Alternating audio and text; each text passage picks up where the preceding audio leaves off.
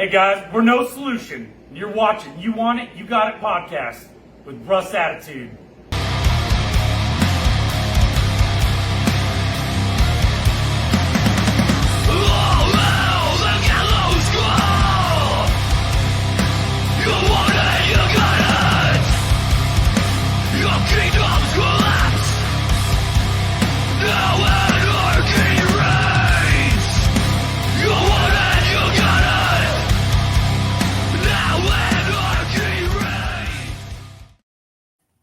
What's going on? And welcome to another episode of the You Want It, You Got It podcast. Today I'm speaking with Sean. Sean, what's going on, buddy? Hey, how we doing? Oh, just hanging in there and living, man. Sean plays drums in Dead River Rebels from the Bay. Just real quick before I don't want to spend too much time on the start of the band, but how long has the band been around? We're going on 11 years now. 11 years, okay, all right. Yep. Were you in anything before that? I played in a band in Denver. It was called actually the Extra Dry Laser Ride. It was the first band I ever played in. And then I moved here, and a friend of mine from Denver, Dylan Voth, he had moved here. And then we started the band, and then we met Alfonso. Dylan met him at Danny Coyle's. Alfonso was the doorman there, and he was always in a three-piece suit looking really nice and dapper. And Dylan, we started the band in our fourth floor rooftop apartment in Bayview, and it was in pretty funky ghetto area, but a lot of grit. And we started in the living room with t-shirts on the drum sets, and Dylan brought Alfonso over to the house, and he was wearing a sweater. He's a very dapper guy in a good way. He's got great style, but he was wearing a sweater, and I'd never met him before. And we're starting a punk rock band, you know what I mean? Okay. And I'm like, who the fuck is this guy? So, I tested him, and I said some dumb things. I even gave him like a little pat on the face, like Italian style. And, he wanted to kill me like instantaneously. Those are always my best friends, the ones who don't like me at the beginning for whatever reason. And then they learn to love you. But yeah, that's how it started in the apartment in Bayview, and Dylan, Alfonso, and I. Dylan is no longer in the band, fortunately or unfortunately. I love him to death. We're still brothers, but we had our fallings out, and we tried again multiple times. But, we went our separate ways. But he's still a big part of my life and the band's life. He's the only person with a Dead River Rebel tattoo, so I love that for him. And yeah. So you said Denver. Is that where you're originally from? No, I'm originally from Montana, actually. Okay. All right. Okay. What brought you to Denver? Grad school. Yeah. I do landscape design and landscape architecture. And I had got my bachelor's degree in Montana in landscape design. And then I chose I got accepted to UC Colorado in Denver to get my master's degree in landscape architecture. So I moved there, and I knew it was a cool town, and it was amazing. I love Denver. I miss it. I don't miss the snow. That's why I moved here. In the landscaping industry, it kind of comes to a halt when there's snow on the ground. So that's what brought me, to the Bay Area. Yeah, I have a buddy who lives in Lakewood. Okay. Yeah, I like Lakewood. Yeah, I used to go there all the time. He's now moving to Tampa, and I used to go. I went out there last July and saw the Punkin' Drublic Fest out there with no nice. Effect. Yeah, I saw that. It was so rad, man. But love that. It was a real bad storm out there, so the show got kind of cut early on the first night, and then they had to redo the second night. They had No Effects had to play twice the second night. Darn, I had to watch them twice in one day. Exactly. Darn, But it was pretty cool. But I liked it out there. It wasn't too bad. Yeah, Denver's fun. I went to a lot of shows at Red Rocks, which is one of my most favorite places. I don't know if you ever made it there, but no, that's an amazing venue. What was one of the best shows you saw there? One of the best shows I saw that I can remember. That's a good question. There you go. I saw Kings of Leon. That was really amazing. I saw Monolith Festival, which was a lot of different bands, which is amazing. I've seen Sound Tribe Sector 9 there, which is pretty crazy light shows and amazing band. And the scene there is just when the bands are crazy, the scene is crazy. It's like I've seen so many different shows, but I love the ones where it's just like it brings such the energy of whatever it is that it brings into it. Yeah. I have a friend. She goes back every year and goes to sees Atmosphere when Atmosphere's Yeah, cool. plays Yeah, I there. don't think I've seen them, but yeah, that's a cool one to see. Yeah, and then yeah, Kings of Leon. They're from Nashville. Actually, you know what? I did see No Effects there one time. I remember I saw Right. them with, I forget who it was with, but I saw Big Boy there one time. That drummer for that band blew me away. Out of all the drummers I've seen in my life, I think that's one of the ones, and I was not expecting that at all, from a rap group, but Yeah. but Well, I mean, it was amazing. Big Boy has a nice backing band. Yeah, I mean, yeah. I mean, he's from the Dirty South, man. Exactly. That was a cool show I saw. Yep. No, I would like to see Big Boy. I got just about everything he's done on wax. I like nice. Yeah. I just saw where they're getting inducted to the Rock and Roll Hall of Fame. Outcast is. Yeah. Good for them. So, that's rad. I love that. Will they perform? I don't think so. Oh, because what, do they not like each other or something? No, Andre is just more focused on his flute playing now. Yeah, and wearing a piano around. Did you see that? Yeah. Have you heard his flute record by chance? I've heard of it. I haven't heard it. No. It's if you get really, really stoned, yeah, or if you're tripping or whatever, and you watch it or listen to it, probably can. I mean, I've listened to it high, but it's probably the only way relaxing. to listen to it. Yeah. It was pretty cool though, man. That's funny. And did you enjoy it for what it was? Oh yeah, for what it was. I mean, because it's very talented. I can't fucking play a flute. No. That's one thing I look at about a lot of things too. It's like, I'm not gonna say something sucks if exactly. it's something I can't do. I mean, it might not be my cup of tea or something. I remember, like, I think I saw it online or something. Somebody was talking about they went to the show and they thought it was gonna be like an Outcast show, and he's like playing the fucking flute, and they're like, "What in the fuck is going on?" So in that case, they're probably a little disappointed. But if you go into it with the right mindset, then yeah, because he was like, "I'm dropping an album." And he was making a joke that it was going to be like an instrumental album, and everyone said, it's like, oh, instrumental. Yeah, it was an instrumental, all right. But, one instrument. It's like a bunch of different types of flutes, though, right, or something like that. Yeah. He played a bunch of different ones, and honestly, he just taught himself how to play. I believe, if I could be mistaken, but he told everybody there's not going to be one verse on this whole record, and no, there sure wasn't. I love it. Hey, man, respect to him. He's making. Hey, he said in an interview. Yeah. He said in an interview once, "What more do I have to prove? I'm 50 years old. What do I have to be upset about?" Well, nobody has anything to prove to anybody, anyways. But even more so, I mean, especially if you've already been so successful in your music career. I mean, fuck people. So. Oh yeah, once you get to a certain level, you're doing what you want to do because you enjoy doing it. Well, people should be like that, anyways. But exactly. I know everybody shits on Metallica, but at the end of the day, they're still selling out. They're still selling out their shows. Well, it just proves to say that you don't have to be the world's best drummer in order to be in the world's biggest band or whatever it is. As long as you're the right place at the right time and make the shit happen, then you just have to keep going for it, I mean, Lars started that band, and they're one of the biggest fucking band. And I read somewhere the other day. I put a clip up from one of my other episodes, and somebody had mentioned how badass of a drummer they think Lars is. He said there might not be the greatest drummer, but he's drummed on some of the best thrash records, Yeah. Exactly. And this guy goes, oh, he just sucks. And the biggest complaint I was getting about him sucking is it's not that he sucks. They say he just doesn't progress anymore. He doesn't do anything. Why? If it's not broke, why fix it? 100%. I mean, especially for him at this point in his life, he's not going to spend his time to become a better drummer when, one, he doesn't have to, and two, it's like, he's doing other stuff at this time also. I mean, he doesn't have to prove anything to anybody. I mean, obviously it would be cool if he was as good of a drummer as Elroy, whatever the guy's name is from Slipknot, who's the new insane fucking drummer. But you can never compare it to people like that anyways, because you will never be him. And so he doesn't have to be. He can be Lars, and he can do his shitty fills, and he can do whatever he needs to do. But you know what? Doesn't fucking matter. Just like Ringo Starr. Ringo Starr was by any means the world's best drummer, but he's fucking Ringo Starr. And nobody will ever be Ringo Starr, and nobody will ever be Lars. So it doesn't fuck. And nobody will ever be Sean Ryan either. So fuck them. You know what I mean?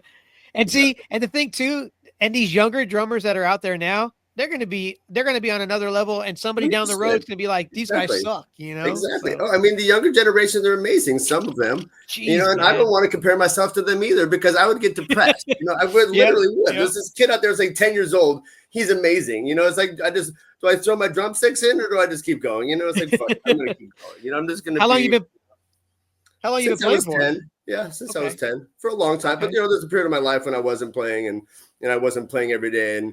But I've had a drum set since I was little. I still have my original drum set in Montana, and my mom's been trying to throw it away ever since I moved out, but I won't let them. So I'm gonna What was play your it first drum set? someday.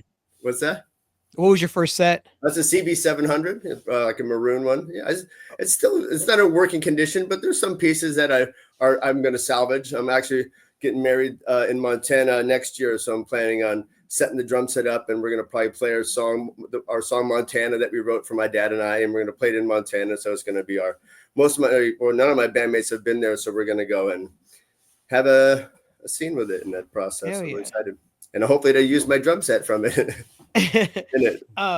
You guys came on my radar, Dead River Rebels, from Mark of R.I.P. American Standard, RIP. Yeah. And when we were talking, he was like, "Hey, do you want me to give you some other bands?" And I was like, "Sure." And he gave me a list of all these bands. He said, "Here's 4 I want you to check out," and I'm not going to say which 4 they were, because everybody knows when I talk to him on the podcast. Yeah, I've got everybody except for one. I still got one Okay. more to go. Cool, But I'm cool. doing I'm doing all these, 1, because I liked your guys' music. 2, also for Mark. Yeah, 100%. That's cool. But I did listen to. I listened to all your stuff, all the stuff that you guys had online, and I enjoyed a lot. I enjoyed all of it, not a lot of it, all of it. That Montana song was, you guys said, I guess you may have sent it to me to check out. Okay. And I listened to it, and I was like, wow. And then I was going to ask if anybody in the band was from Montana, which you answered that. About. So that song you said was about you. It's about you and your dad. Yeah, but my dad Tom, who actually just turned 86 this year, and he's been our biggest fan, and he's been to so many of our shows, and he does our recordings, and he's always the oldest guy at the show. He's just such a rad dude. And Alfonso, Aaron, I was in Montana a couple years ago, and it was 30 something below zero. And I was flying back, and Aaron had sent me a message or something, and he just kind of wrote a song about how fucking cold Montana is. And it just kind of came out of nowhere. And Alfonso, being the rad person he is with his amazing lyrics, he turned that into a song about my dad and I. And it's actually really beautiful, and it's really heartfelt, and it made me cry, made my mom cry, made a lot of people cry in the process of just like how really heartfelt it is. And he'd never even been to Montana. And we really feel that he hit it on the tee for what it is. He sings about the big sky. It's not overly descriptive, but it's some really beautiful things in it. It's got a little bit of a rancid kind of background coming into it with like musicianship, and it's a really beautiful song. And that's why I'm excited to play it at the wedding if it all works out in that process. But I'm excited for my bandmates who haven't been to Montana, who wrote a song about Montana, to actually come to Montana and play the song in Montana. So that's one of our dreams.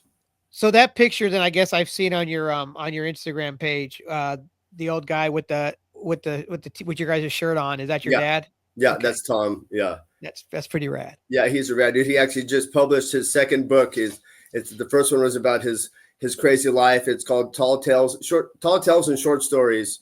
And then his second one he's coming out, where I grew up. On the cover of that single is a picture where I'm from. It's called the Feather Pipe Ranch, and it's a yoga retreat institute, and it's one of the oldest and top rated in the nation and the world. And they're having their 50th anniversary this summer. I'm actually going there here in less than a month to go celebrate and be a part of it. And but my dad just wrote a book about the history of that place. But yeah, Tom is our number one fan, and he's the village elder there, and he's just such a cool dude. And so it was really special for them to write that song, about me and him, and just about San Francisco and Colorado. Just kind of brings it all together. My friend Chung from Akira XX, he actually made the video for us. He had heard the song and he was touched by it himself, so he just chose to make a cool music video. Like, took a lot of my footage and different things, but he spent all of his time and energy into just making it for us, which was really sweet. And so it's been a special song in that regard. It's just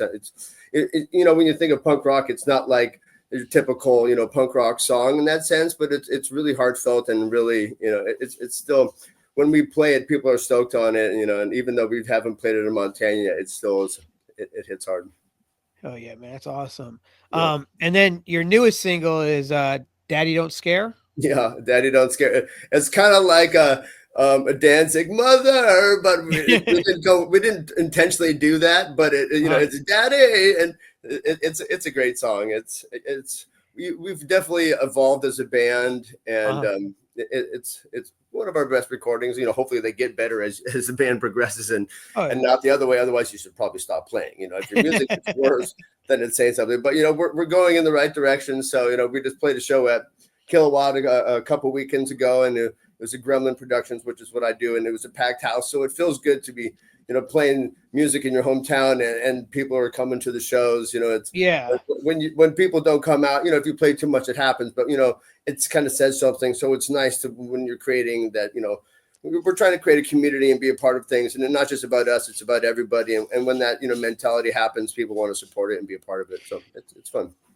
I have noticed about that whole Bay Area scene, like no matter what kind of music you are, what style of music you are, it's like, it feels like it's a family up there, man. It's like, and everybody's playing with everybody. I look at these shows and I just see so many different mixed kind of genres. Oh, for sure.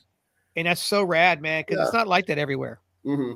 Yeah, Bay Area is a special place just in general, and I feel very privileged to live here and to be playing music here and to helping to create the music scene. Like I said, I do Gremlin Music Productions, and we really try to be as inclusive as possible, and say yes to people when they want to play shows. We put on tours, and we do different things, and we do a thing called Gremstock at Winter's Tavern, and we have about 10 different bands. We do it once a year, and it's just a lot of fun. It's about for the community and for the fun of it, and we don't make much more than $40-$50 here and there, but it's we don't, like the saying goes, you don't quit your day job, so you just got to go for it. No, and then you were saying that Winter's Tavern, that's in Petaluma. I mean, Pacifica, right? Pacifica, yeah. It's only like 5-6 blocks from my house, which is great. Yeah, I see a lot of people play there. Yeah, it's a cool spot. Have you been? No, I have not. I've just seen a lot of bands that I've actually talked to, because it's weird. Like the last 2 months, it's like everybody I've interviewed has been from the West Coast, and most of the bands have been from the Bay, from San Jose to Sac. It's like all that area, Cool. But a lot of bands I've talked to, even in like SoCal, they came up there and played there too. Cool. Empire play there. Yep, we know those guys. Yeah, we just did a thing with Moki and them as well. I love those guys. Hell yeah, man! They're such a rad band, man. Empire is crazy because, just to see the just of how much history that band has from playing over the years, Mm-hmm. I know about them. I know Moki from Hartwell's, but I'm new to learning about Empire, but they're rad guys. We played a few different shows with them here when they came here last year, and we just went down to and played a show with Hartwell's down in San Pedro at the Sardine a couple months ago. So I really that's right, because he's from the Bay, right?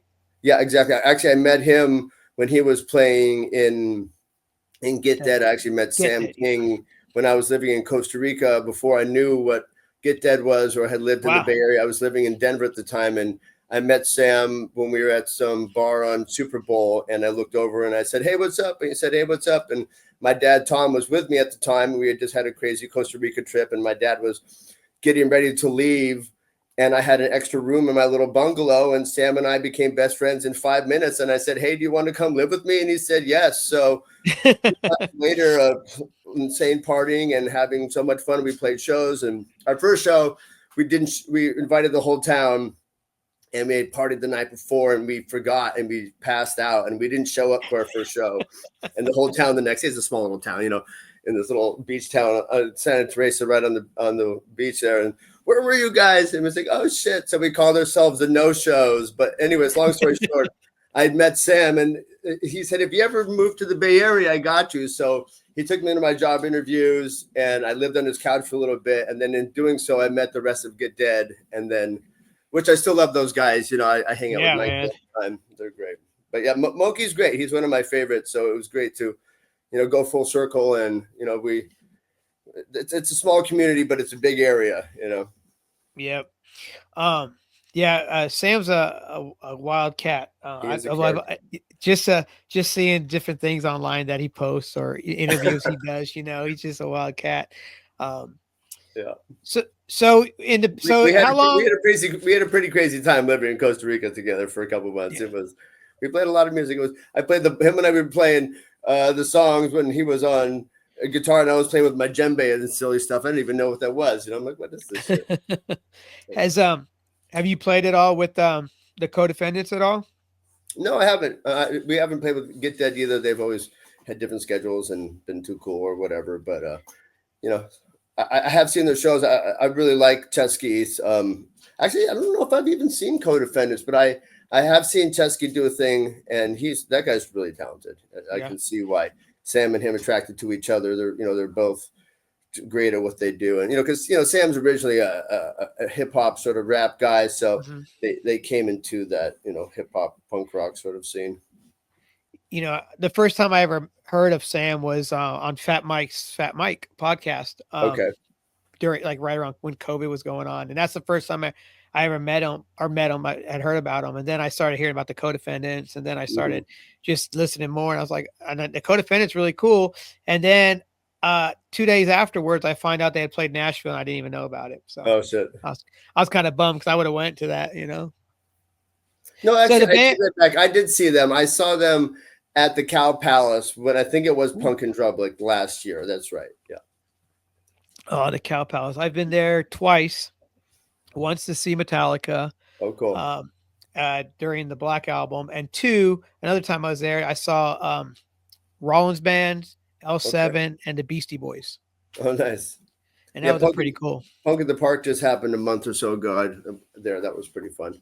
Pennywise Yeah, was playing, and got to see Dead to Me, which I love. They're rad. I mean, any show Pennywise plays is a fun show. Yeah, actually, it was the Yeah. first time I've ever seen them, and it was really good. One of my favorites was Screeching Weasel. I'd never seen them before Oh, either, and nice. that was rad. Was it the original lineup? I mean, I have no idea. I don't really know that No. band, but Oh yeah, maybe to know more of them. Yeah. yeah. I only got one album by them. So you growing up, were you into a lot of punk rock growing up, or were you just into an eclectic style of music? One of my very first bands I ever listened to, and I was just had the privilege of through the internet, the guy reached out to me, but was Green Jello or Green Jelly. And so Nice. I had gotten the store. My grandparents owned some box store back east back in the day, and I was, whatever. And I had gotten this CD from their store or whatever, and I just loved the album cover because it's like, it was like this weird moose stuff. So I grabbed it, I'm probably 12 years old or something. And so that was one of my first albums though, was Green Jelly. And actually the drummer the other day just became friends with Gremlin Productions online for whatever reason. And I don't always look at people's profiles when they message me. Yeah. But I did then, and so we had a little connection, which was cute. And actually, I may put on a tour for him. I may or may not, but we talked about it, so that was cool. But yeah, one of my, I really liked. What did I listen to? Guns N' Roses. My neighbor, I got the 13 CDs for a penny at what was that thing called? Back The Columbia House. Columbia Clearinghouse. Yeah. So some of them were. Bon Jovi, Poison. She was 7 years older than me, and it was in the 80s. So I got all those CDs. And AC/DC was probably my most influential one growing up. Who Made Who is, doesn't get much better than that. Brian Johnson or Bon Scott? Brian Johnson for sure. It's crazy. He got kicked out. He didn't kicked out. Wrong choice of words. He left the band because of his voice, and then they did the Axel DC thing for a couple of years, and now Brian's back, and they still sound good, man. I've never gotten to see them.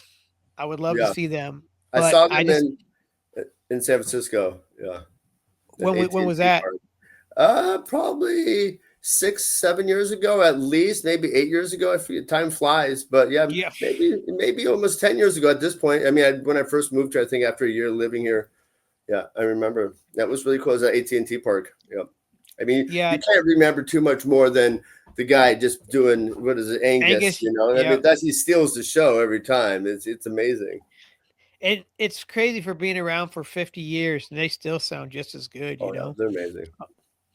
Yeah. I mean, They, their drumming is talk about simple drumming, and anybody can play that beat, you know what I mean? But it's oh like yeah. it's not about that though. It's about how solid he plays it and being whoever he, you know, it's like it's There's a clip on YouTube, and there's two different clips that I'm going to mention. One is there's a clip of like a 2 minutes of nothing but James Hetfield, yeah, yeah, yeah, oh yeah, yeah, yeah, yeah, right. But then there's another one. It's like 3 minutes long, and it's the ending of every like AC/DC song. Just that, like every song ends the exact same way, that's and funny. people just Okay, I proving it. love that. That's what I was gonna say. It's an algorithm. It means Yeah, that kind of rock and roll. It says how can you play the same measure for? I mean, it's almost hard to play the same measure for 16, 32 measures at a time. I want to do a yeah, fill after 8 measures, even 4 sometimes. You know, these guys are, you know, forever. It's, you know, and that's if the audience can connect to it, people like it. You know, and that's what some people don't understand sometimes. That if like metal, not everybody likes metal because not everybody can connect to it. If you can't connect to the music, then you have a hard time really enjoying it. yeah. I mean, I listen. There's and in metal, there's the range of metal these days is just it's unlimited, and I can't listen to a lot of it. But I mean, it's not because I'm old. It's just because I just never listen to it in general. Yeah, 100%. But like like I think that the craziest I'll go is like Death. And that's Yeah, like the craziest I'll go, death and that's metal. some Yeah, good stuff. yeah, for But sure. no, but and and to see them, like them drummers and them guitar players, man, they rip and they shred. That's But insane. some of the best shredders, though, I'm gonna say, is some of the '80s hair metal bands. Yeah. Those guitarists, man, I they mean, were ripping and rocking. and or Motley Crue, Tommy Lee is amazing. I mean, he's Oh just yeah, I he's love. innovative too. The things that he was one of the first dudes to flip upside Yeah, down, I and was then gonna say that. That's amazing. can you imagine though him doing that in Denver? Why? Like Because of elevation, because he's so high yeah, up. it's so, yeah. I found Yeah, out the hard way yeah, about all of that up there. yeah, yeah, yeah. Um, That's funny. drinking and smoking in a higher altitude is a whole other world. And I was like, Yeah. learned my lesson. But See, I'm from Montana, so I was used to it already moving there. You okay, know, so I okay, didn't even think about it. It's like living here, then going back, it may affect me, but yeah. It's like my buddy was like, "Dude, you cool, man?" I ate a couple edibles, and I was like, okay, "Yeah, nice. I'm good." But he goes, "Nah, dude, you're not." He goes, "How many did you take?" And I told him, I was like, "That's what I normally take." And he's like, "Yeah, dude, but you're in a higher altitude, and Yeah, it's a little different up here." I'm like, yeah. "Yeah, needless Edibles to fuck say." me up. Yeah, Oh, yeah, they're not like weed. They don't just take a second. When they kick in, yeah, they exactly. kick in. Um, talking about AC/DC and stuff, but look at Kiss. Kiss has been around since Fuck for yeah. 50 years, and Yep. they're if it ain't broke, why fix it? And they've Yeah, not ever 100%. stopped. Yeah, exactly. Yep. It's a formula, right? It's a formula. Yep. And So especially if the formula is good. If this formula is shit, then nobody cares. You know, I mean, that's what it comes down to. also too, bands that progress is cool, but you don't want to see a band venture too far away from their sound. 100%. There's enough bands out there. There's enough sounds. You don't need to be everybody's sound. You know. No, it's like if Blink. Alfonso is going to be happy because he loves Oasis, and they have their algorithm, and they stopped playing for 15 years, and now they have a full-on world tour sold out in 5 minutes. So and if they're smart, I mean, their new songs, which I haven't listened to, but I know some of them, and I've listened to the whole album, and they still sound just like the old stuff. As far as I know, and so it's like, if you're smart, you stick with it. I was lucky to see them when they got back together in the early 2000s, and I was upset because they actually played the whole set without arguing with each other. I was wanting like an argument or a fight, and they played at in Nashville at the Ryman, and the Ryman is like probably one of the best sounding venues because it's like an old church, and the acoustics in there are just crazy. It's like the Grand Old Opry. It used to be the Grand Old Opry or whatever. Nice. But it was great to see them there, and but I was upset because they played all the way through and there's no fights. So, yeah, they weren't doing enough drugs probably then is the yeah. problem. That's always it. Oasis is a good band, man. They're one of those bands. And actually, I was jamming them yesterday. They're one of those bands, back in the day, you're like, oh, no, I don't fucking listen to Oasis. But then you're like, why? If they're good, they're good, I mean, like Wonderwall, Champagne Supernova, you can't say no to those songs. Bangers, man. That was the 90s for us, 100%. I like those songs. Spin Uh-huh. Doctors, Pocket Full of Kryptonite. I mean, that's Bruh, like, I remember I love playing the drums to that song. I saw the Spin Doctors in Heck yeah. '92. My, Um, I love that. they're good. They were good, man. I mean, it's funny to think that what's his name, John Popper from Blues, excuse me, from Blues Traveler was in that band Huh. before he started Blues Traveler. I didn't know that. Okay. Mm-hmm. I love the Blues Travelers. I was Oh, just listening to them the other day. Talk about yeah, a good hook. I mean, the song is hooked, but dude, anyone that can make a fucking harmonica look badass and wear like a fucking a grenade vest, but with harmonicas in it, that's pretty badass, dude. You know, and he can sing his ass off. They're I'll still never going strong. I'll never forget my first one that was I saw in Helena when I was little was the Nobodies. It was at the Myrnaloy, some old school theater, but they Uh-huh. had their cover was this pink cover and it had sperms on it. Just the three guys and three sperms flying going to the egg, and their face was on each sperm, and it said the Nobodies. And their song, my favorite one is "I Want to Fuck Your Girlfriend," and that was my first punk rock show, and I'll never forget that one. I Want to Fuck Your Girlfriend. It's such a good song. Actually, I found out later those guys are from Denver, and they're still out there playing them. Their Facebook and website stuff is pretty funny. But That album, The Smell of Victory. yeah, exactly. I Yes. just Have looked. you heard I had it? to look it up. No, I just looked Oh it yeah, up. you got to check it out. I'm gonna It's so check it good. out. And my other favorite one from Montana, they're called the Skoy Dats. Nobody's aren't from Montana, but I learned them from Montana. But the other one, they're from Montana actually, and they almost made it big, but they didn't. It's some ska, but they're some oi ska from the '90s. It's some good shit. The Skoy Dats, that's one of my favorites. Their good one is beer, beer, beer, beer, beer, beer, beer, beer, beer, beer, beer, beer. It's so good. It's Where you said ska? Where is Ska Brewery? Is that in Colorado? yeah, I don't know. That's a good It's question. It sounds familiar, but I don't know that one. yeah. It's a friend of mine had brought me back some years ago to Tennessee when they were traveling, and all their cans and all their beers are ska related. Yeah, they're like Checker or something like that. Yeah, and like the logo is like the skanking guy. You know, it's Yeah, I pretty. know. I've heard of it. I forgot where it's at. I don't know. I Yeah. don't think it's a Denver thing. Um. So are you a ska guy? Yeah, some of Yeah. it. We have a couple ska songs. We have one that Alfonso's fiance, soon to be wife, doesn't love, so we're probably going to change it. But it's Skank Clap, SKANK, and it's about when he got the clap from some girl in Santa Cruz. And the last lyric of the song is because my dick has got the flu, and then it's a racy song. It's very, but it's good, I mean, but it's yeah, we Great. play a couple. We have one new kind of ska-ish songs. I don't love it. I like playing fast punk rock, forward, but we like it all. We're pretty eclectic when it comes down to it. We've got songs like Montana. The one cover song we do is 500 Channels from Choking Victim, which is kind of a ska song. We speed it up a little bit.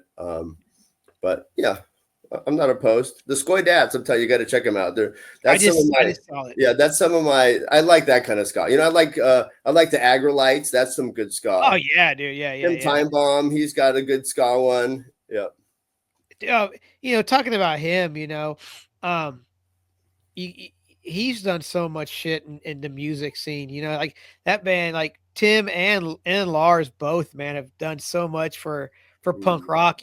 But then just to think Tim though with Op IV and how yeah, much that band had did for punk rock for such a short period of time. Like that album, right. they weren't even a band of I don't even think a full 3 years, but they've influenced everybody. And aren't they doing some new stuff? Getting back together again? I thought I saw something about I that. Like a I little.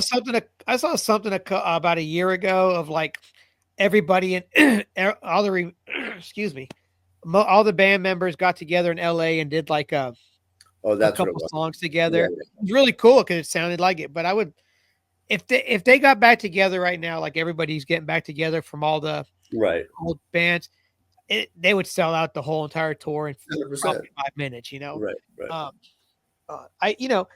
they're a great band that did what they had to do. They came in, took names, and then they started Rancid. So Yeah, exactly. They did something different. Now, I just saw the Interrupters at what was it? The Punk Rock Bowling.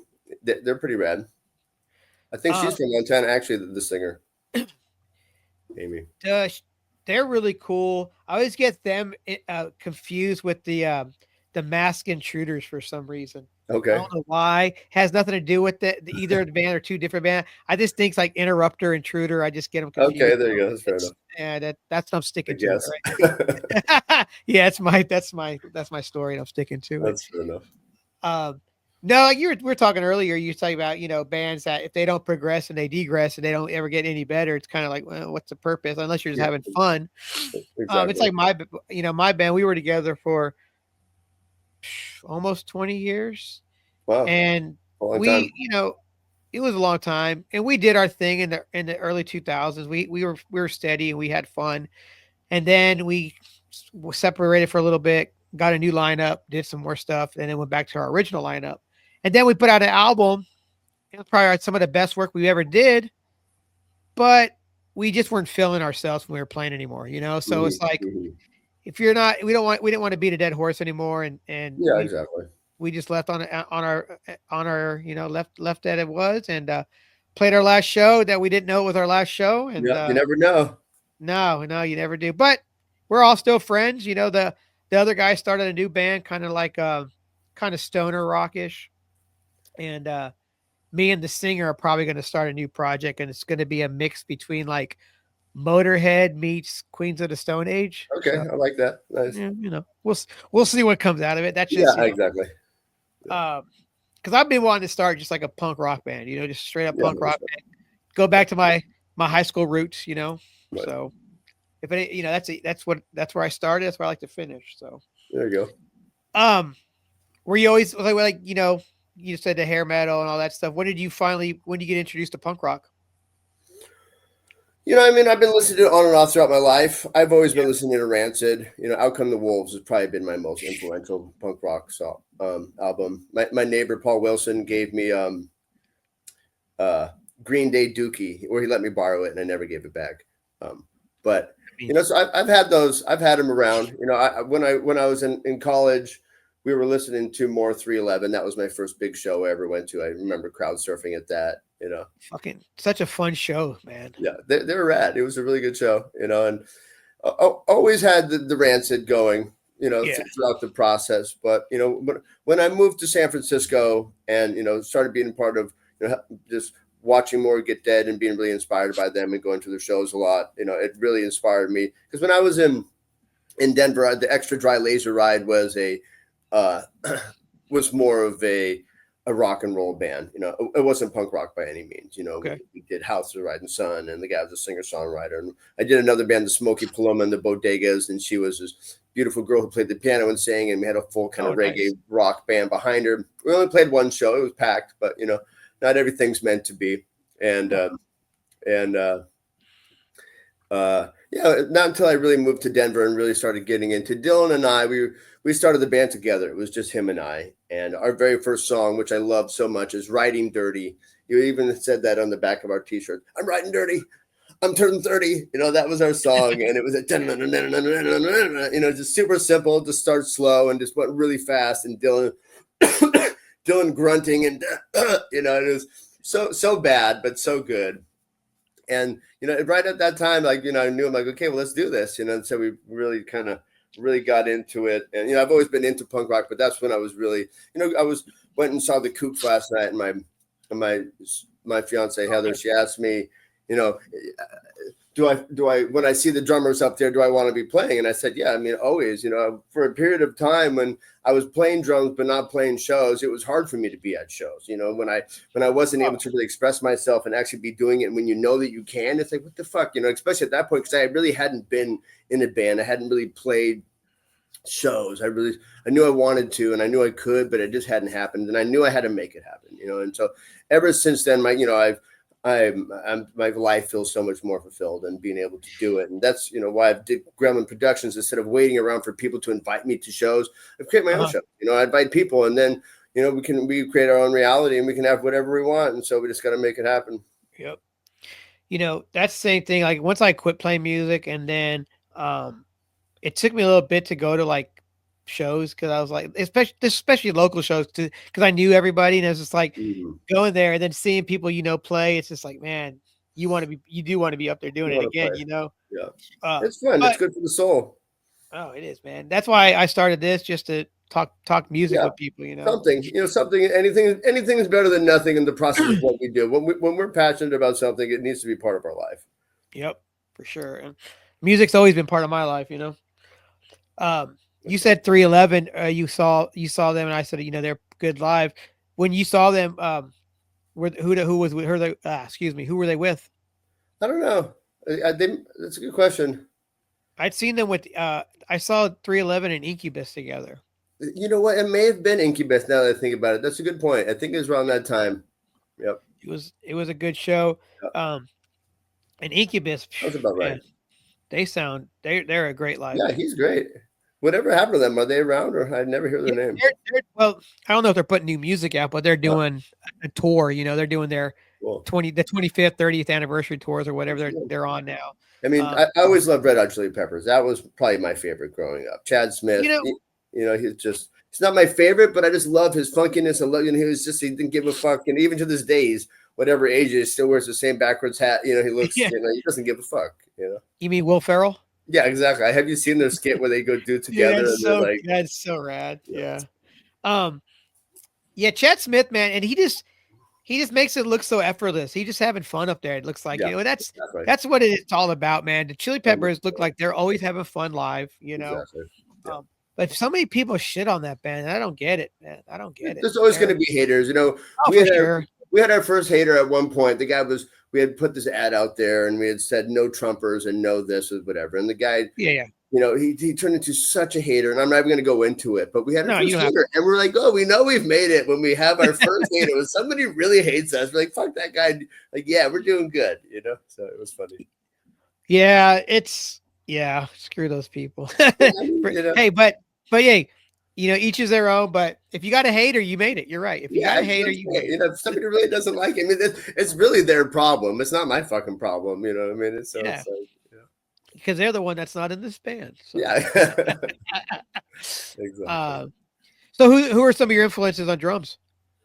Yeah, I mean, Travis Barker. I was thinking about that the other day. He's a big influence of mine. I would say Chad Smith is a big influence. I don't know the drummer's name from AC/DC, but just because I know they've had a couple different ones, but that's a big influence to me. I mean, nowadays, I really like hot water music. I like the Flatliners. I've been trying to teach myself some double bass pedals, so I've been getting into some different, metal bands. I can't play the crazy blast beat metal with my foot, but I'm trying to integrate it into how can it be with punk rock and not obnoxious, but still fun. And, drumming fucks up your body, and it's fucked up my back. So, just always constantly using one leg, my other leg is super tight holding that leg. So if I can learn how to use both my legs in the process, it helps. I can help the balance of my body open up a little bit more, and I can get more strength into it. So it's been rewarding. It's frustrating to be really good at something and then try and integrate something that you're kind of awkward into the process of it. And it's a little weird, Daddy Don't Scare. You can't really hear it too much, but that's the first time I ever recorded double bass pedal into a song and actually felt confident enough to be able to, put it on a recording. And, it's kind of more galloping. And there's some areas like right when the breakdown, I do a little something, but it definitely adds more fullness to the song. And so it's fun to try. Dylan inspired me to do that. He's a thrash metal sort of kind of guy. And, him and I tried to start another band, which we may still do at this day because he moves back and forth from Denver every other day. He's trying to figure it out. He's driven more than anybody I know, but he's inspired me to do. You have a good friend when they send you different types of music. I love learning new music, and that's always a good friend. Somebody who I send him some weird shit, and he sends me some death metal, and we're doing good, or whatever it is. So. Well, I mean, you live in the Bay. You're home of thrash metal, So sure. You said Travis Barker, and then you were talking about double bass on their new album. There's that song they have where he's just mowing on them doubles, and I was just like, holy shit, because I've never heard him do double bass before, and I was just like, kind of inspired me. I mean, he's one of those guys who progresses. He has his drum sets. I was watching this thing. He has drum sets in his house that are set up left-handed because he's right-handed, and he plays them just so he can do it. I'm left-handed, so for me, I'm always switching things around. And the other day, my bass pedal broke, my lead one, and I only had my right one, But luckily I had practiced before for whatever reason, kind of with his inspiration to just play a song with single bass, but with my opposite foot. And then during that song, it was at the Phoenix. There was quite a bit of people. I'm on the big stage. And now all of a sudden my bass pedal was broken, but I was still able to play the rest of the song without anybody figuring it out because I had just had that thought process of, and that's what I like about him. He's progressing. He really is. He's amazing, Dude, did you read his book? I didn't. Oh, his book is amazing, man. It's he talks about he talked. I mean, because he came from nothing. The house he lived in as a kid his dad was building this house as he was a kid. Like he was sleeping on like dirt for a little bit, and then they got the floors in, and right. But and of course, talking about how his mom would drive on and his now he's married to Kim Kardashian or whatever, so he's doing. Yeah, I just hope he don't get the Kardashian. I hope he don't get the Kardashian curse. Yeah, exactly. Well, I think they're lucky to have him. Anytime he puts his name on anything, it turns into gold. That's why everyone loves having him on their albums. So it's like, and he's amazing. I'm not saying he's not, but that's an algorithm there that they figured out. Put Travis Barker on your album, and it's gonna make some money. So it's. I mean, the Transplants was good shit. Yep. He course, did something with the Aquabats. I saw something I think he was talking about it. They were touring. He was touring with them, and then last minute, right before they're supposed to play the show, their drummer said, "Fuck you, I'm not playing." So they said, "Hey, can you learn 15 songs in 10 minutes?" He's like, "Yeah, well, I've been watching your stuff, and I'll figure it." He says, "Yeah, cool, yeah. I'll do it." So he just learns his songs, plays his show. They're like, "Holy fuck, you're amazing," which they already knew. They're like, "Will you be in our band, please?" He's like, "Yeah, actually, sure, I'll play in the Aquabats." Oh, it was the other way around. He was in the Aquabats, and Blink and played in Blink. Oh, is Blink that 22? Yeah, Blink 22's drummer. Wrong then. Okay. Yeah, Blink's drummer didn't show, so he filled in, then that makes more sense. Yeah, because then they were like, "Man, do you want to be in this band?" And he's like, well, you just talk to your drummer, let me know. I'm gonna do whatever." And then like the next week, they're like, "Hey, man, you want to be in the band?" He's like, "Yeah." I was like, if he's in Blink 182, why would he go be in Aquabats? Like maybe just for like a little show or something, but that makes more sense. One of their covers, you could see him on the cover in the fucking Aquabat gear. Yeah, exactly. Yeah, I've seen that. Yeah, they're Aquabats. I didn't. There's a lot of bands that I kind of slept on over the years. We all do because there's so much music. Right. Exactly. You mentioned Hot Water Music, and I just got into them last year. Yeah. And the only reason why was because I'm into this hardcore band called Terror. Okay. Yeah, I've heard of them. Terror and Hot Water did a split together where they each covered each other's song. Oh, cool. I'll have to check that out. I was like, well, let me listen to this Hot Water. So I checked them out, and I was like, fuck, I slept on this awesomeness. Yeah. What? No, he's rad. And because he does his own stuff, just Chuck Reagan, he has his own sort of thing. Also, I don't know if you've listened to it, but he's rad. He's a great. Yeah. Yeah, man. And the Flatliners, did you ever listen to them? Yep, they're fucking amazing, dude. Yeah. Just like, they were signed since they were like 19 years old. At the beginning, they're like, "Oh yeah, I think we need to get these guys on the road," and they literally ever since. And now there's, talk about. What's one of those bands that you slept on for many years that you got into recently, and you're like, "Fuck, what was I thinking?" Yeah, I think like Screeching Weasel. I never really listened to them. And then I saw them live. I've heard the name, but I've like you said, you can't listen to all the music and just whatever. And then I saw them live, like, fuck, it feels like I have been missing these guys. I mean, even with Pennywise, I know their songs, but I never really listened to them that much. But I like them. But yeah, Screeching Weasel, I think so. Yeah, the only album by them I've heard more recently. But in the 90s, the only thing I knew by them was the album Bark Like a Dog. Okay, I don't know. And that was the first one I ever heard. Because that's when like I was going through and I was buying everything Lookout, everything Epitaph, everything Fat Records. I was buying all that shit. Yeah. So, but yeah, no, music thing, like I say this on every episode. People always say I can't find anything new to listen to. There's always something new to listen to. Oh, 100%. You're just not looking hard enough because I can just I could pick a year. I always pick a year. I'm like, 72. And then I'll just see what came out in 72 and, listen to something. Yep. Are you a Deadhead? I am. Yeah. Yeah. What's a Shakedown Street is probably my favorite. Whenever I eat acid, I always put that song on. Hell Walking yeah. down. Actually, they're going to be coming to the Bay Area for like their 65th or 60th reunion. It's going to be a wild scene. Is John going to be with them? Yeah, it's the Dead and Company. Yeah, The Dead- I mean, it's like a 3-day pass. It was selling for like 5 G's. It sold out in like 2 seconds. It's like I'm not going. I'm going to be in Montana anyways. But it's like that's too rich for my blood. But they're but probably the Shakedown Street there at Golden Gate Park will be a scene. sick, You know what I mean? dude. That's Oh my that's God, worth yeah. the party right there. Just eat some acid and walk around that scene and see all those people. It just it'll be palpable in the air anyways. It'll be enough. You just touch any person around there and you'll get high. I guarantee it. So, being a kid back in like the early 90s, me and my buddy would drive up to San Francisco because I was living in Monterey at the time. And we would drive up to San Francisco and then we would just hang out in the parking lot because you didn't even have to go to the show. You could just hang out in the parking lot and hear the music and just vibe, with the people in the parking lot. Yeah, exactly. So yeah, and then going to Haight-Ashbury and seeing all the dead stuff everywhere, and even the fire department, their crest has the dead head in it. Oh, does it? Cool. I didn't realize that. I Yeah. have to check that out. That's pretty cool. That's funny. Yeah, I love some Dead. Yep. Yeah, me and my buddy were talking about them recently because he's like, man, I've never really listened to them. I mean, he goes, I know some of the hits. And I was like, if you listen to the records, it's not like their shows because their shows are just like a big jam. It's a different scene, 100%, right? But I said, I want to see them at the Dome. The Dead at the Dome, that looks insane. Those visuals, woo! That's where you need to trip some acid at. Yeah, or you don't even because it's so insane. I saw this one video. This guy was super high and he like literally fell back. Oh, fell backwards? Yeah. Dude, I saw that and I was like, dude, I want what he's on. Yeah, exactly. Or maybe you don't. That's what I'm saying. Like maybe don't take 3 hits, just take 1 hit. I mean, everything's.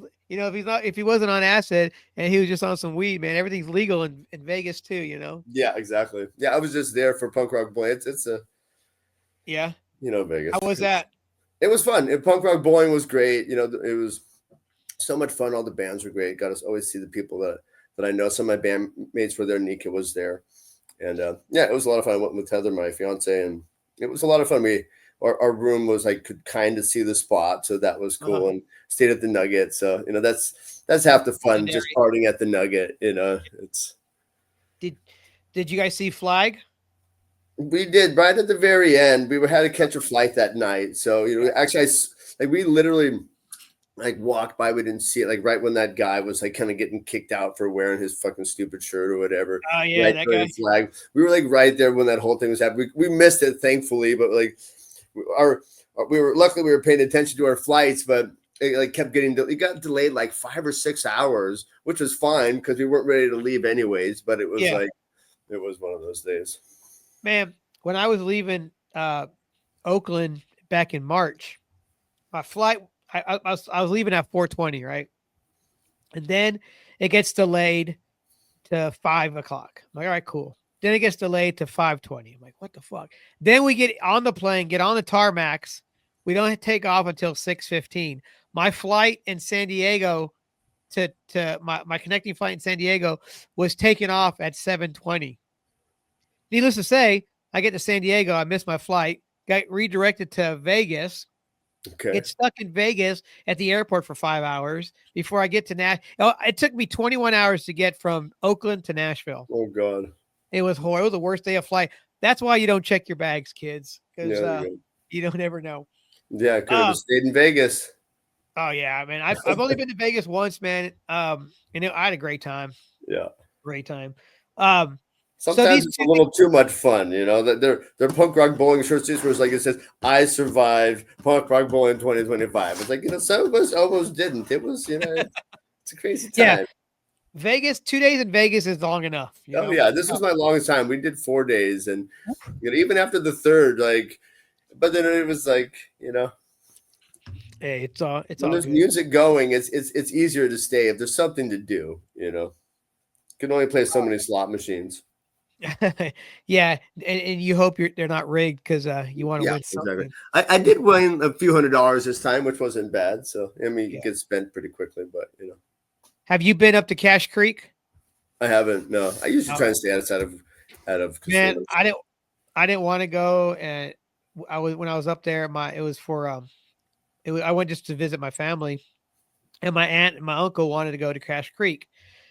And I don't really try to go to casinos because I don't like to waste money because I don't ever win. I guess with that attitude, I won't. But so I go and I'm like, all right, my limit's $200 is all I'm going to play. I don't even know why I said that. I should have just said $50 because I lost all that 200, Oh, of course. Yeah, But exactly. and then my uncle, man, he's just winning. So he won like $1,700 and he gave Wow. everybody some money. All that cool. So I broke even, but then I spent Okay. that money he gave me. So That's what my grandpa would always say, especially when he was betting on horses. Grandma, how did you do tonight? It's like, oh, I broke even. That means you lost, but yeah. Yeah. I got it's a gambler's way of saying that. I got this guy at work. We got a casino on the other side of the border here because we're on the Tennessee Kentucky border, and we just got a casino. Right when COVID hit, it opened up.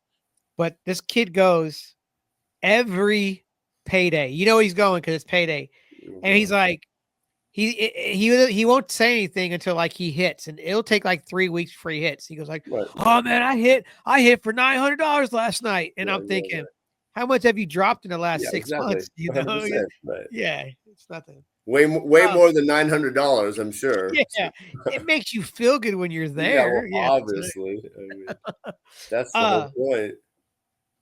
So those 2 new songs that you guys have out, is that going to be on a new record at any time soon? Well, Daddy Don't Scare is on just the internet. Same with Montana, but we haven't pressed any vinyl yet. We're planning on getting probably like 4 or 5 more songs, and then we're going to create like probably a new LP or EP. We'll probably put Daddy Don't Scare on it. Montana will probably keep separate, just as its own single. But yeah, we haven't gone that far with with vinyl pressing or before we had like CDs, but nowadays everything is just digital.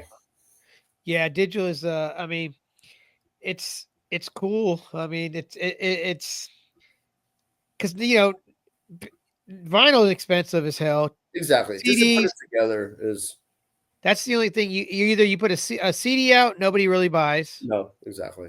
Vinyl and cassettes, people buy. Right. I'm not gonna make a cassette. I'm not fucking 19. Back in 1980 or 90. You know what I mean? It's like I don't know anybody who owns a cassette, but I know it's a cool hip thing to do. But like, who gives a fuck? You know what I mean? It's like I'm not gonna buy it. I'm not gonna put money into a cassette. That's for sure. As my bookshelf over here is full of cassettes. No, I know, but you're that kind of guy who's like collects things. I can see your background. You know what I mean? It's like not everybody. You know what I mean? And I don't say that to be a dick. I'm just saying though. I'm fucking.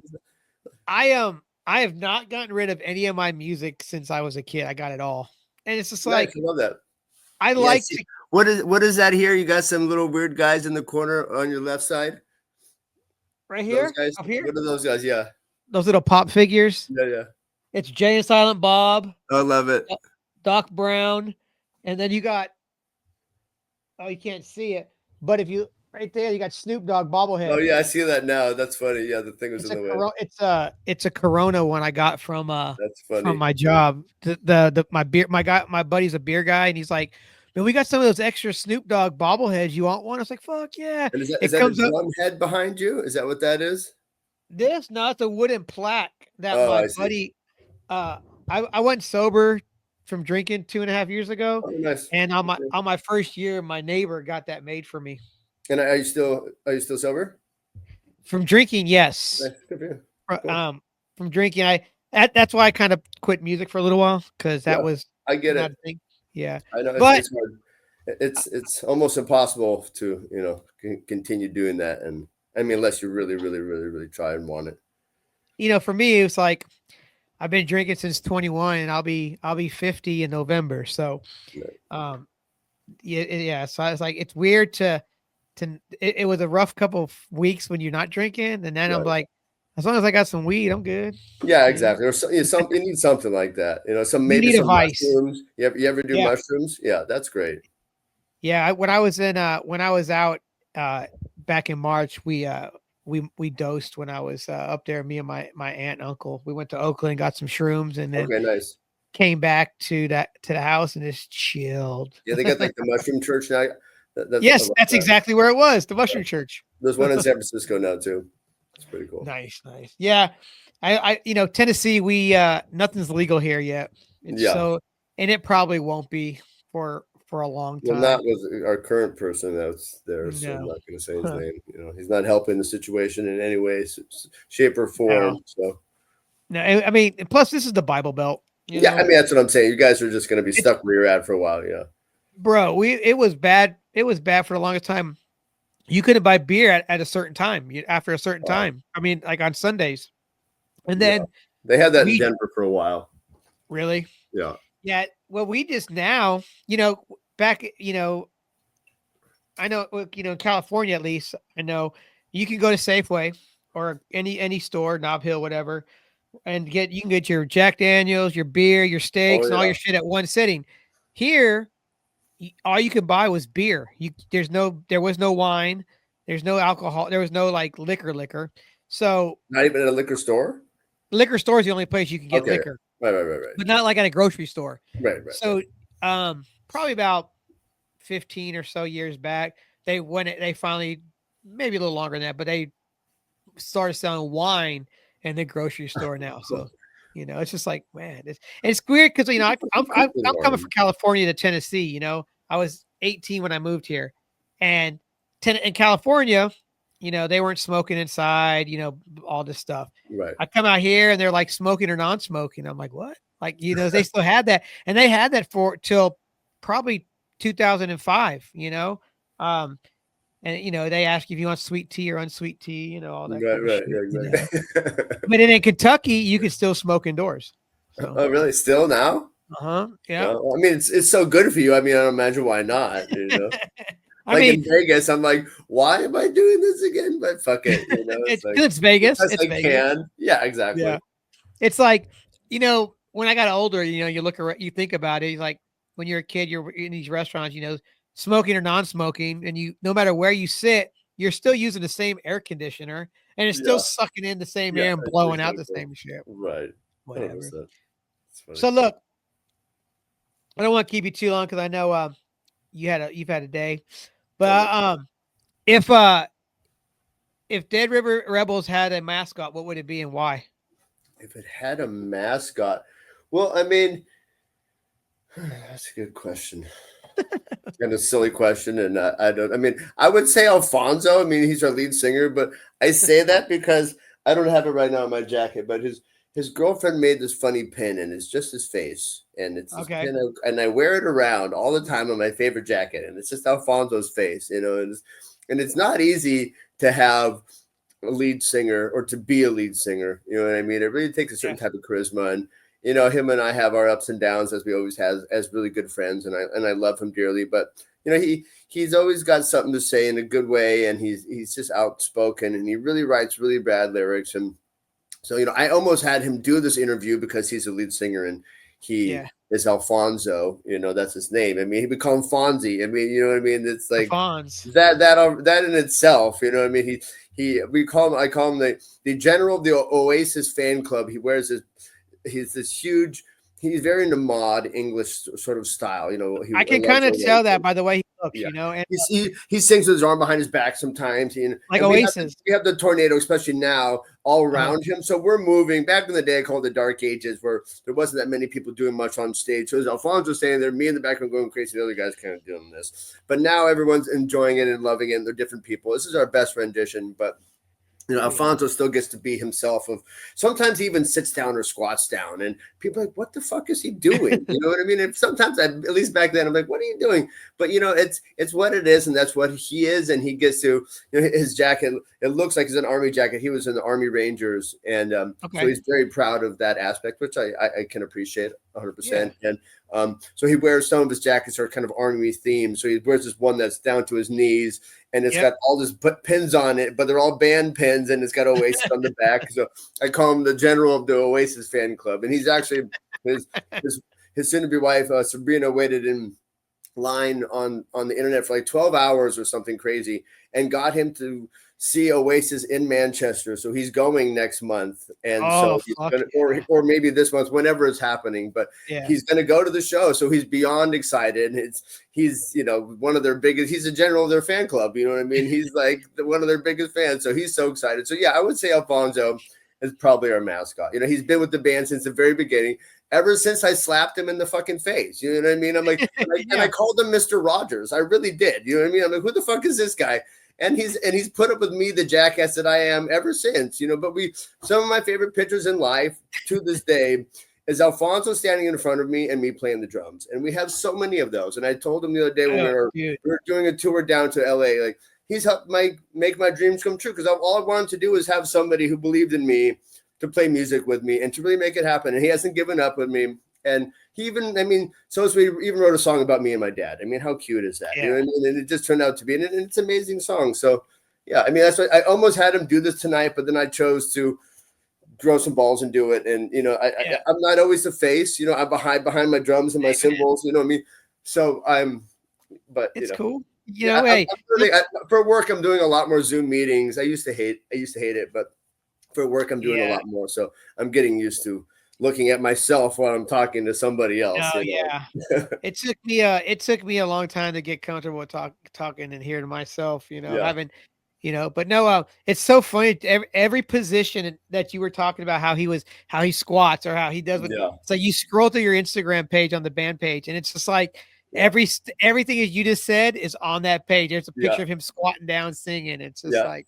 And even now, I said something, you know, like, Alfonso, so many of your pictures end up looking like the same jacket. And he has so many jackets, you know, wearing the same jacket. I'm like, start wearing something different, not for me, but just for the pictures. And so it doesn't always look like we're playing the same show. So he's bringing, because he has such good style. He has so many different things. So he's bringing his jacket repertoire out into the world some more, you know. So he's the character. I mean, like, I literally have a button with his face on it. And how funny is that? You know? Yeah, I'm looking at this. And it's like you look at him, man. The dude is styling, man. There's this one picture here. I thought it was a cardigan he's wearing, but I guess it might even be a cardigan. That's what I'm saying. He was wearing a cardigan when I first met him. I'm like, who the fuck? Yeah. He was coming to try for a punk rock band. I'm like, Dylan, who did you bring into our fucking house? You know what I mean? And you know, I asked him some dumb questions, and I was a complete jackass. And he's like, who the fuck is this guy? And we've been together ever since. You know, and I love him for that, and I really do. Does he drive a Vespa? No, he drives what's it called? A Maserati. He used to work for I know he used to work for a Ferrari dealership, and he became a car guy. He worked for a really nice watch company. I forget the name, but Weeblo or something like that. And in doing so, he made friends with the Ferrari crowd, because the watch place would be at the track. So then he went from being a watch salesman to all of a sudden working for Ferrari, which is unheard of. He'd never even worked for a car salesman.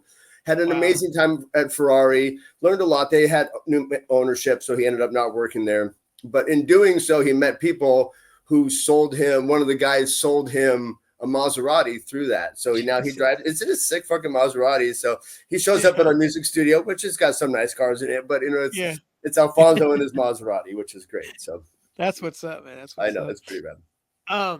I noticed you're pretty heavily tatted on your arms and whatnot. Do you have one tattoo you regret? Did I regret? No. Yeah. Not really. Okay.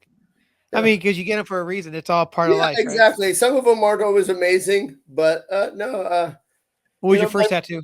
My first one was on my arm, and actually I was going to say I don't regret it, but afterwards, I decided I wanted to change it. So it's my only tattoo that I went to a different tattoo artist, and I didn't cover it up, but I had him add to it. It was a huge Grim Reaper on my arm, and it's really cool. It's like a Japanese style, and the guy, for me, it was an amazing tattoo, but for some reason I wanted more detail, and I kind of wish I didn't do it, honestly, because I went to somebody else and they added some more lines in the leaves, and they did some cool things, and they made it more kind of pop out, but they also did some dumb things. And at the end of the day, I learned from that is, you know what, just get more fucking tattoos instead of fucking, because I was just going to be my one tattoo, and I was just going to have, that was just my dumb thought process behind it.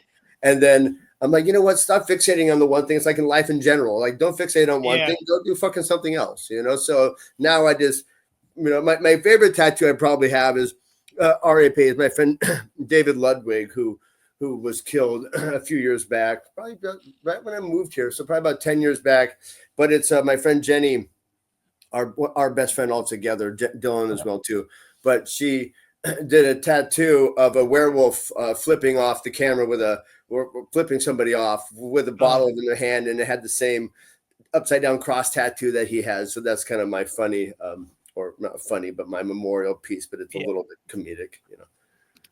Yeah, that's I got a couple tattoos I want to get here now that I have some money to waste on tattoos and not drinking. Exactly. There you go. I'm sure you have a lot of extra money now.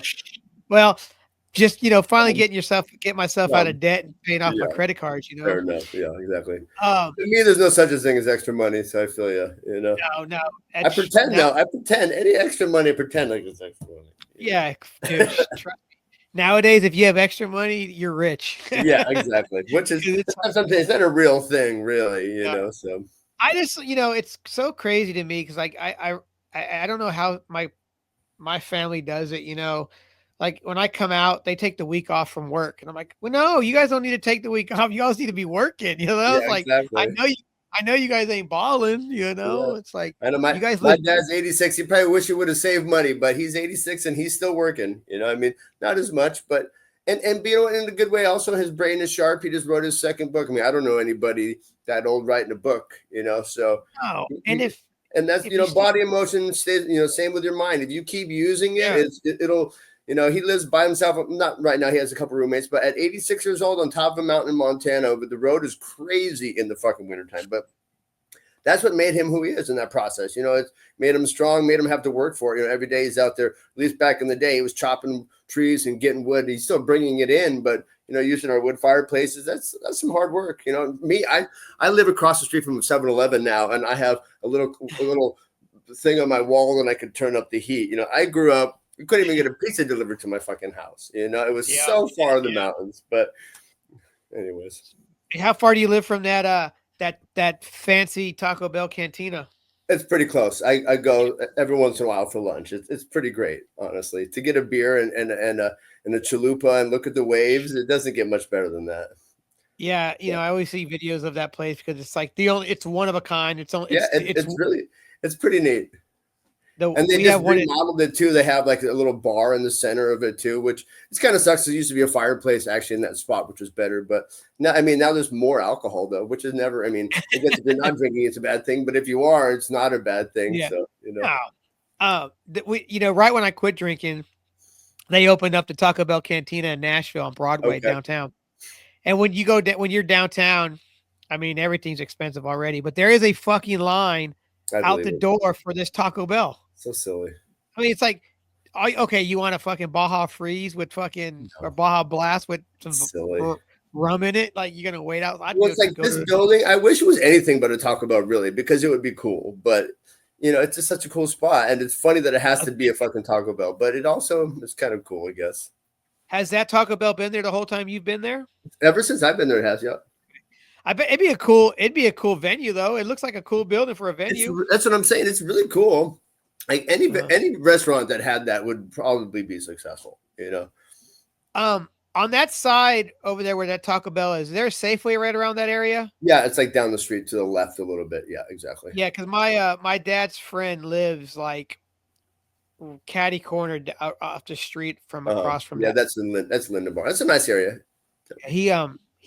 His house is never going to get what he put into it because he basically built onto his house, and there wasn't much property in there, but it was a nice house he built onto it. That's houses around here are going for expensive now. It's too much. It's too much money. Yeah. You rent your house? Yeah, I live in an apartment. I mean, I rent, but I love it. It's only a block from the beach. It's so great. I miss waking up in the morning and getting ready to go to school and either seeing fog that you can't see in front of you. Yeah. Or I miss that fucking bay smell. It's that breeze, that smell off the ocean, man. I miss it. That saltwater air definitely fucks your cars up. My van, my band, which is my normal car now, but it's pretty rusted. It does a number on vehicles around here, but it adds character. Yeah, it's just I live close. I lived in Monterey and stuff for many years. Yeah. And man, it's just to smell that ocean every morning. Now I get to smell this fucking river I have down the street. It's as a sewage. I mean, a sewage thing empties into it. So all you smell is sulfur. Okay. Fucking, it smells like shit in the river all day. It's horrible. Well, on that note, But anyway, well, man, yeah, I don't want.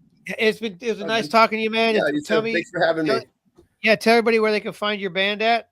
Yeah, we're on Instagram, Dead River Rebels. We do Facebook. That's pretty much our main stuff. Yeah, I do want to give a shout out to Mark. Yeah. He introduced us, and then actually he was supposed to be playing our next show, and it was just shit happens unfortunately. But like when we originally made plans, he was still alive, and then literally like the next week we're both like, wait, Dude. what the fuck? Alfonso actually went to the memorial. We were at Punk Rock Bowling, and represented us in the community, and so that was really beautiful. It hit the community. I learned about it actually at Punk in the Park, and so we were already all together listening to punk rock. And then we heard about Mark, and so that was, it was tough, but it was beautiful to be with each other. When I spoke with him, man, he was just such a down to earth dude, man. And then, him talking about all the bands that he's, that's out there and what he's done. And then when I found out about his passing, I think it was the Dudes in Last Ditch Effort, Jesse posted about it. Okay. And I was like, wait, what? And then he told me what happened. But now then to start seeing everyone's posts and then reading people's comments and stuff, it's like, wow, this dude was loved by everybody. He really was. Yeah. I mean, he was sober for 10 years. He was going out of his way to make that shit happen. But yeah, I was supposed to hang out with him in October when I come really? out there. You're gonna come here? Yeah, I was gonna. My niece and nephew want to go to Aftershock, so that's in Sacramento, right? Yeah, cool. They want to go, and I was like, I'll go with you guys. So, they want to go see the Deftones again. Well, if you make it here, instead of hanging out with Mark, you can come hang out with me, and we can go do something. So, and if there's a show around, we'll make that happen as well. I'm actually, man. I want to book. Real quick. I was talking to the dudes in the band Face Kicker. Yeah, and they jam in the same studio where American Standard did. Okay, yeah, and they were back in the studio finishing up the record they were working on. So okay, cool. Maybe we'll have some new American Standard coming out sometime soon. Oh, I love that. That'd be great because he had some my stories. Favorite song of his, and I have a video from it, is Cocaine. I knew you were gonna say that. Yeah, obviously. I knew you were gonna say that. I posted that one. It's such a good song. Okay. Yeah, it's so. Actually, I think at our last show, I heard my friend Julio for DJ Tonke at Kilowatt played that song during our party, and it was so good to hear his voice. I mean, I love that song, but it's sad. Yeah. No. And actually, let me get real quick. I got to call out I've got a couple of shows. The next show I have is at the Eagle on July 10th. We do a lot of shows at the San Francisco Eagle. And then after that, our next show is Heather and I's engagement party at Winter's Tavern. We're having a big party there, so that's going to be a lot of fun. So, well, congratulations on that. When have you guys set a date? We have, actually. It's my dad and Dylan. I'm going to move out of the sun a little bit. Is it working? My dad and Dylan's birthday together. My best friend and my dad have both had the same birthday, and it's June 6th is their birthday. So, and my dad and mom got married at the ranch where I'm from, which is a beautiful place. So Heather and I, my fiance, we're getting married at the ranch June 6th of 2026. So it's going to be 6/6/26, not 6/6/6, but pretty close. So we're getting married just a little over a year from now, next year. So, and we're actually in the process of planning it right now. My buddy, he got married on 7/7/7. Okay, there you go. I love that. Even though him and his wife really they wanted to get June 6th of 06, but the parents weren't down with that. So they were like, well, we'll do 7/7/7. That's funny. Yeah, it was cool because when they sent out the reminder cards, it was a slot machine. Oh, I love that. That's funny. There you go. Really cool, though. Yeah, I'm in process. My wedding is going to be a Gremlin Music Production. It'll be my first wedding. Maybe I'll change it to that. So I'm gonna have bands and DJs, and we're gonna. I'm gonna say you have a punk rock DJ. Julio, my friend, is going to come DJ. Yeah, exactly. Hopefully, we'll see what happens, but that's the plan. And the after party is going to be a luau themed. Exactly. Something. Exactly. I like that. I'm going to take some notes. You're funny. All right, man. Well, don't go anywhere. Let me end this real quick. And All right, man. But I appreciate you taking your time, Welcome. and till next time, boss. Yeah, thank you. Appreciate you having me.